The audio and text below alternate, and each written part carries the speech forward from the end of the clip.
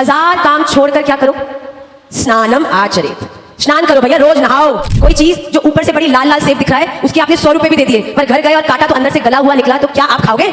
खाओगे? आप कितना भी ऊपर से राधे राधे हरे कृष्णा ओ वृंदावन वृंदावन कर लो भैया, ऊपर से चमकता सेब जब कटता है ना, गला होता है तो डस्टबिन में ही डाला जाता है। तो भैया मन तो बच्चा है जी, थोड़ा कच्चा है जी। भक्ति करनी है, सबसे पहली चीज जो आपको छोड़नी पड़ेगी वो है औरों की बातें करना बंद करिए। जो आप सोचते हो ना वैसे भगवान नहीं चलते, तभी उनको त्रिभंग ललित कहते हैं। 3 जगह से टेढ़े ठाकुर, जिनके खाम भी टेढ़े, बेचारे इतने प्यारे हैं, सही करने की कोशिश भी करते हैं, पर टेढ़े है ना, अपने आप टेढ़ा है जाता है काम।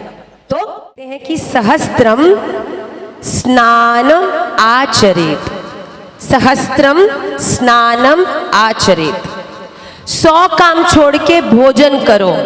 सहस्त्रम मतलब 1000 काम छोड़कर क्या करो? स्नानम आचरेत। स्नान करो भैया, रोज नहाओ। पर यहां पर स्नान केवल शरीर का स्नान नहीं। हम सोचते हैं स्नान का मतलब मैया कह रही है नहाओ, भैया खाना खाए नहीं खाए नहाते हम जरूर है। शरीर का स्नान सबसे छोटा स्नान है। जो सहस्त्रम स्नानम आचरेत है, इसका अर्थ है कि बाह्य अर्थात शरीर और आंतरिक रूप से स्नान हो। निर्मल मन जन सो मोहि पावा, मोहे कपट छल छिद्र ना भावा। महाप्रभु जी ने शिक्षाष्टक के पहले श्लोक में कहा है चेतो दर्पण मार्ज। एक बात बताओ, एक शीशा, आप तो बहुत सुंदर दिख रहे हो पर बड़े दुखी हो, क्यों? क्योंकि जिस शीशे में आप अपने सौंदर्य को देखना चाह रहे हो ना, वो शीशा बड़ा गंदा है। तो वो शीशे में चाहकर भी आप अपने आप को देख नहीं पा रहे हो। पर कब देख पाओगे? जब वो शीशा किसी कपड़े से आप साफ कर दोगे। साफ शीशा आपको आपकी सुंदरता बिल्कुल क्लियरली दिखाता है। तो सहस्त्रम स्नानम आचरेत मतलब कि आप अपने हृदय का भी स्नान कराइए। कोई चीज जो ऊपर से बड़ी लाल लाल सेब दिख रहा है उसके आपने 100 रुपए भी दे दिए, पर घर गए और काटा तो अंदर से गला हुआ निकला, तो क्या आप खाओगे? खाओगे? तो एक बात बताओ, ऊपर से हम कितने भी सज धज के आए हो, अंदर से हर एक व्यक्ति के लिए काम, क्रोध, लोभ, मोह, मद, मात्सर्य, ईर्ष्या, जेलसी, कंपटीशन लेके जो बैठे हैं, गॉसिपिंग लेके बैठे हैं, उन लोगों को हमेशा नीचे गिराने की कोशिशों की योजनाओं को लेके बैठे हैं। आप कितना भी ऊपर से राधे राधे हरे कृष्णा ओ वृंदावन वृंदावन कर लो भैया, ऊपर से चमकता सेब जब कटता है ना और गला होता है तो डस्टबिन में ही डाला जाता है। अगर आपके हृदय में गंदगी है, ऊपर से आप कितने भी सुंदर होगे ना, कितना भी प्रिटेंड करोगे कि हम भक्ति करते हैं, भैया ठाकुर जी आपको स्वीकार नहीं करेंगे। और जो व्यक्ति भीतर से सुंदर होता है ना, वो ऊपर से कैसा भी दिखे उसमें एक आकर्षण होता है। आप हमेशा देखना, आप कोई भी वैष्णव को देखो, चाहे वो बिल्कुल सिंपल होगा पर उसके भीतर ना एक आपको बड़ी अट्रैक्टिवनेस लगे कि भैया तुम क्या करते हो कि तुम्हें देखने से ही बड़ा पॉजिटिव लगता है। अभी भैया खड़े हैं, आपने इतना सुंदर तिलक लगाया है, इनको देखने मात्र से ही इनकी भक्ति हमको आकर्षित कर रही है। इनको देख के हमको भगवान याद आ रहे हैं, वृंदावन, केवल इनके माथे का तिलक। तो ये बहुत जरूरी है। ये स्नानम आचरेत मतलब कि हम प्रतिदिन कैसे अपने मन का स्नान कराएं। मन तो भैया, मन तो बच्चा है जी, थोड़ा कच्चा है जी। बच्चे ही तो चंचल होते हैं ना, पर बच्चे की एक मैया होती है। इस शरीर में मन रूपी बच्चे की मैया हमारी बुद्धि है।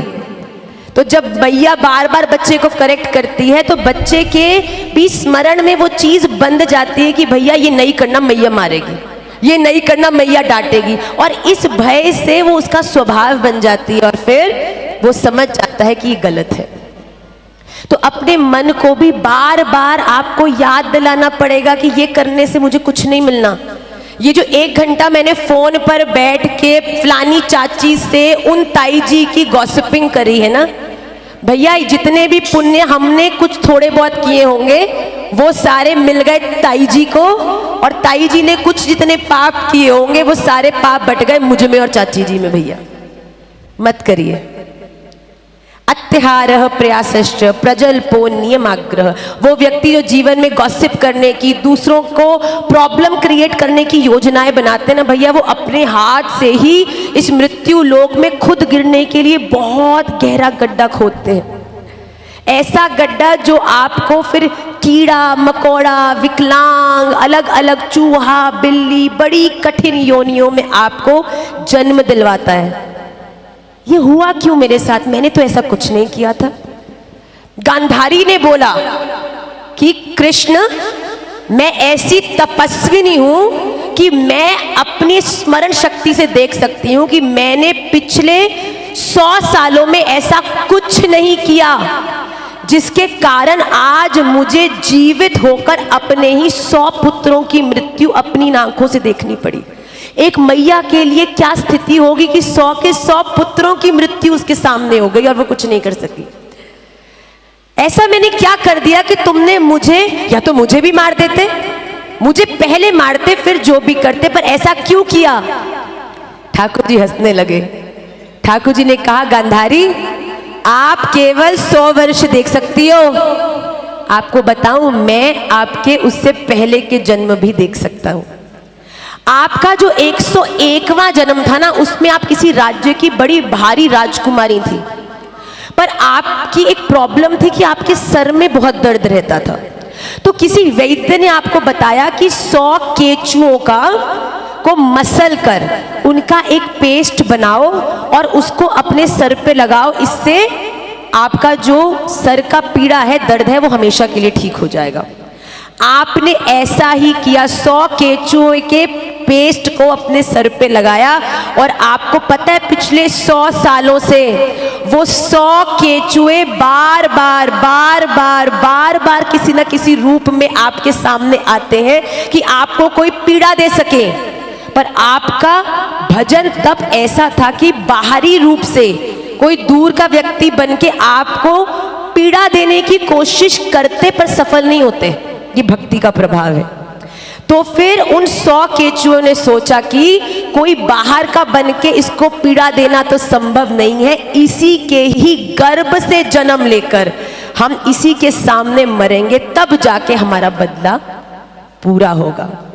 वो ही 100 केचुए तो 101वें जन्म में गांधारी ने मसल के लगाए थे, वो ही उसके 100 पुत्र बन के उन्होंने जन्म लिया। और जब गांधारी के सामने वो सब मर गए, और जब उस पीड़ा से ग्रसित होकर गांधारी बिल्कुल टूट गई, तब जाके उनका बदला पूरा हुआ।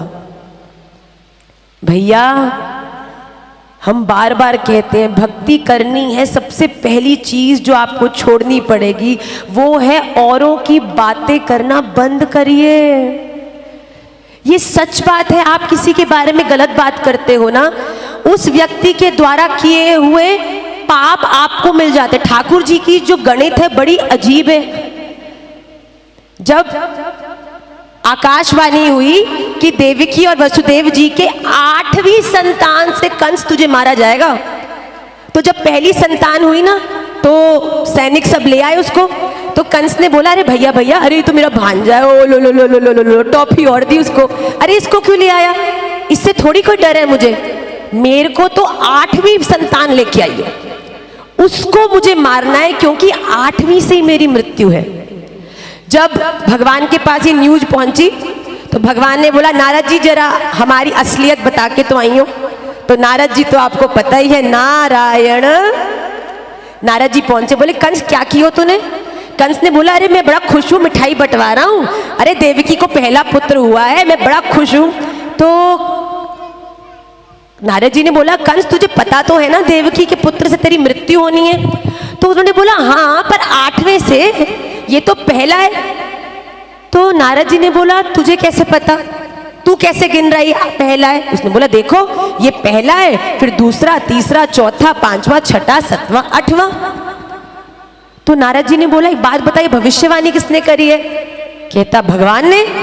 तो बोलता भगवान कहाँ रहते हैं? बोलता ऊपर। तो बोलता अगर ऊपर से देखा जाए तो पहला कौन सा होगा?